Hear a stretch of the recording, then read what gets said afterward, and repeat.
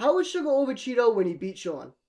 Let's talk about it. A common take you hear all too often from MMA fans is, he beat him, so how is the guy who lost still better? So I'm here to explain why I have Sugar above Chito right now for current top bantamweights.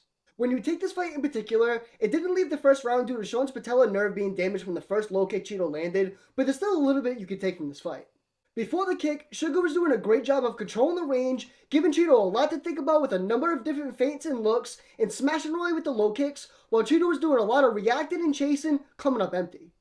A fair bit of people like to mock Sean and say, who has he beat outside of Piotr? But my question would be, who did Chito beat? A 40-year-old Guido Canetti?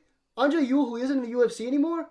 Two UFC legends on their way out, which he was losing both fights up until the finishing blow? Then you take Sugar, and yeah, the Eddie Wineland fight's a layup, and Chris Patino seemed handpicked, but then you have the win over Thomas Almeida, who was an absolute killer for those who have been around long enough to remember. Then you have the great win over Raulian Paiva, who was on a 3-fight win streak at the time. Just to get away from the names for a second, performances of course come into consideration, and Sean having 5 of his last 6 wins coming by stoppage, 3 in the first round, is super impressive, where you have Chito having close fights with guys like Davey Grant, who's not even in the top 15, and losing to Song and Aldo.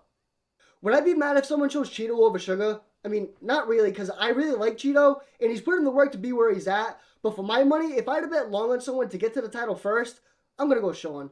Let me know who you guys are thinking in the comments below.